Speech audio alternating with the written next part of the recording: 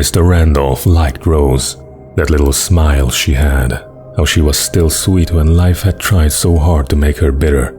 It wasn't any of his business what she did in her trailer, but those strangers, the rider and his smart-ass sidekick, looked like trouble, and they'd been in there for hours, way past her normal bedtime. He reached for the phone and called the sheriff's station.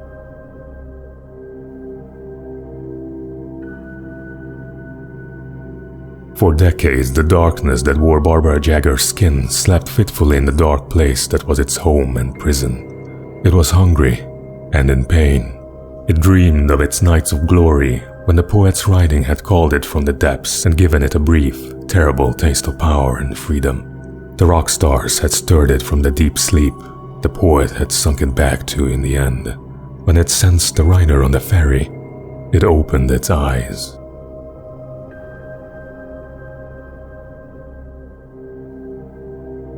Nightingale stared through the broken studio window into the dark woods.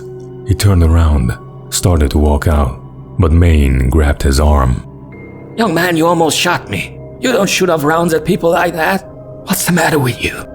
Nightingale shook his arm free, marched out. His cheeks burned with rage and humiliation.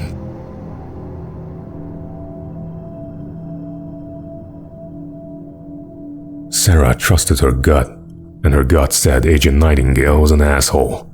He felt wrong, and it wasn't just the smell of stale booze. It wasn't the way he flashed his badge, pulled rank, the look in his eyes when he wanted answers. Where was Alan Wake? What was this about an accident? Where was his wife? And most importantly, why did she let Wake go? He wouldn't answer her questions. Federal business was all he'd say.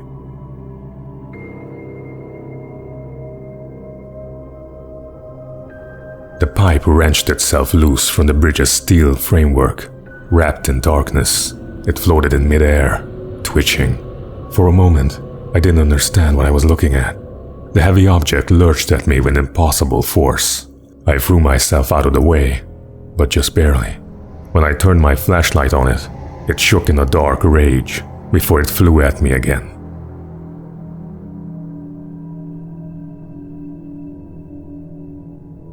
I slammed the door shut right in his smug face. He pleaded for me to open the door. True to form, the asshole actually thought I would obey. I had no sympathy left. No guilt either. Not for him. I took a moment to savor the scream. I bet I had a smile on my face. It was all that I had time for. The dark presence was inside the lodge with me.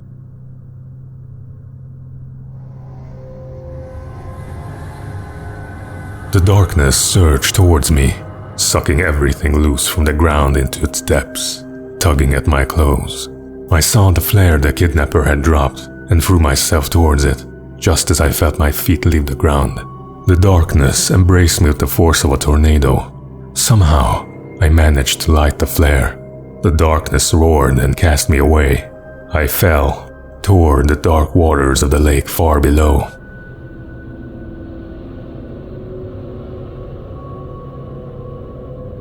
Rose didn't know how the strange old lady got in her trailer, and she looked wrong somehow.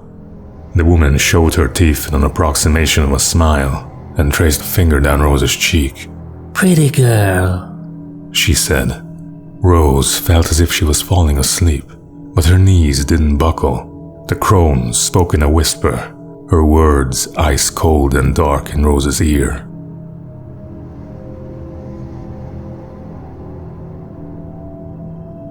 Touched by the dark presence, Rose was lost in dreamland, where everything was drawn in black and gray crayons. The old lady had promised her that all her wishes would come true. She would be Alan Wake's muse. She was smiling so hard it hurt her face.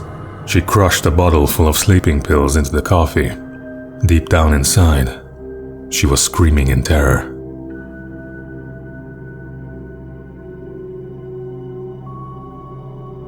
Danny had stepped out, but what stumbled back in was something else.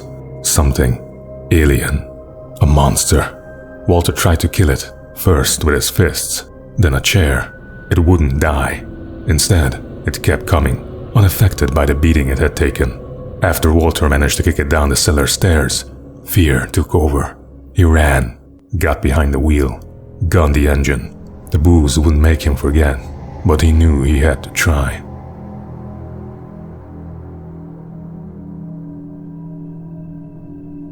The bulldozer's engine roared to life. Mud and rocks flew as it fought for traction. It crashed a concrete wall and landed heavily in the yard.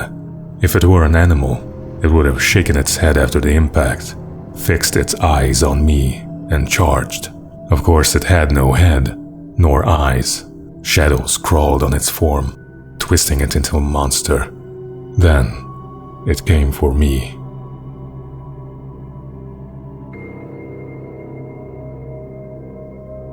Even after all this time, hearing the Night Springs theme caused a surge of conflicting emotions in me. It had been my first real writing gig. Barry had known a guy who knew a guy, and suddenly I'd been a semi-regular writer on the show. I'd always been ashamed of the job, felt it was trash. I had wanted to be an artist, a novelist. I'd been naive back then. It had taken a long time to learn to be proud of the work.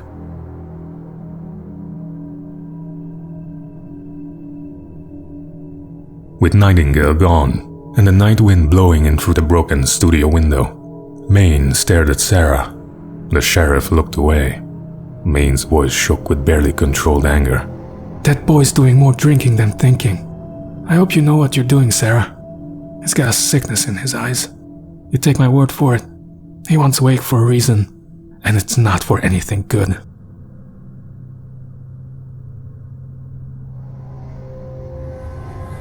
When Tom and Zane fell for Barbara Jagger, it happened fast. She was young, vibrant, and beautiful, full of life. He had never been a very happy man, and without any seeming effort, she had changed all that. Zane felt good for the first time in his life. Everything she did was another piece of a jigsaw puzzle he hadn't even known he'd been missing. And best of all, she made the words flow, strong and sharp. She was his muse.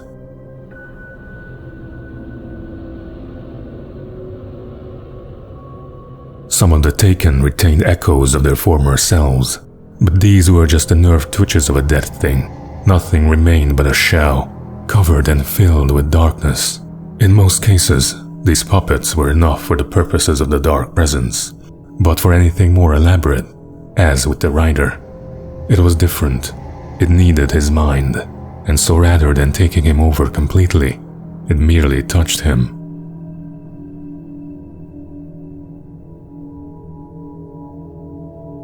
I stared through the bars of the jail cell. Barry stood behind me, swaying on his feet, looking as ill as I felt. Agent Nightingale stood on the other side of the bars with Sheriff Bryker. Nightingale had a stack of manuscript pages in his hand. He seemed unhinged as he gloated. "Well, I got you now, Raymond Chandler. It's all here. All the evidence, including conspiracy to murder a federal agent."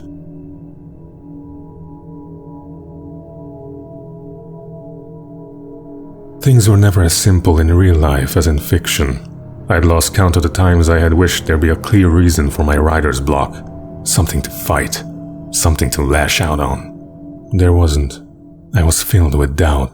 I was nothing like the hero in my books. Alex Casey had gone through his life with single-minded determination, never wavering from his goal. Even now, I was angry at myself, angry at Alice, angry at Barry, was fumbling and I had no plan.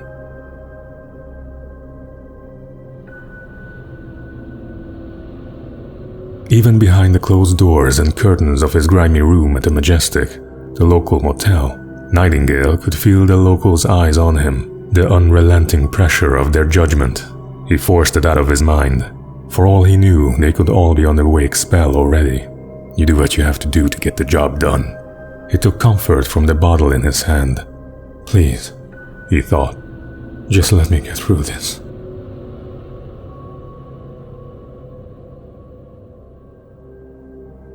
Maude had checked all of Stucky's rental cabins. There had been no sign of the Wakes. It was dark when he found their car parked at the end of the road by Cauldron Lake. It made no sense. They must have taken a wrong turn, but there was no sign of them, and the car had been there for hours already. Frustrated, Mott stood on the rotten ruin of the footbridge that had once led to Diver's Isle before it sank beneath the waves years ago. The boss wouldn't be happy.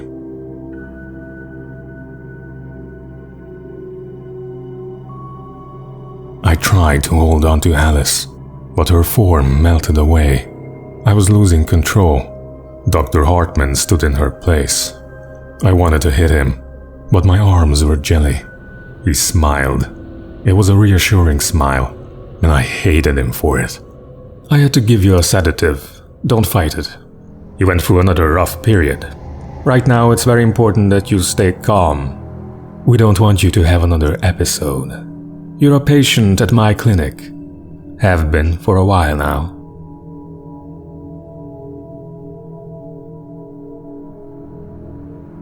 For Mott, spying on the rider on the ferry had been a disappointment. His boss had made Wake out to be something special, but Mott hadn't been impressed. He'd gotten a good long look of the wife though, and liked what he saw. Mott had fantasized about goading Wake into a fight, but it hadn't happened. Still, he'd get his chance to see if the rider had anything in him. He'd been promised as much.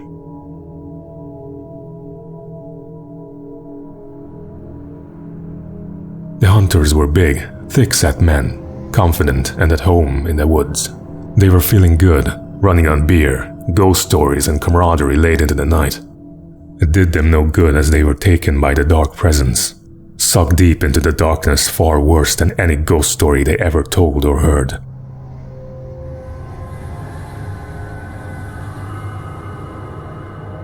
Doc sat down heavily. He'd examined Barry and Rose. Barry was already recovering. Rose was another story. She was conscious, but she was barely present. Almost delirious, disturbed, touched in the head, they used to say. It wasn't the first time Doc had seen someone in such a state, but it'd been over 30 years. Doc poured himself a stiff drink. He hadn't forgotten a thing.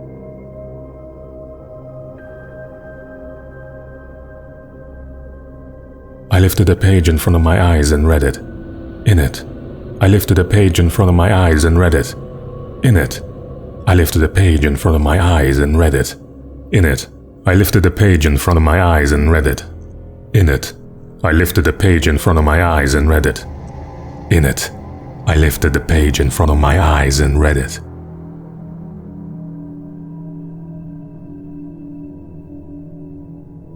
Lightning flashed behind the windows of Cauldron Lake Lodge. Tor Anderson laughed and held a steel hammer above his head. Nurse Sinclair was trying to calm him down without success. Tor grinned madly and shouted, "My hammer's up!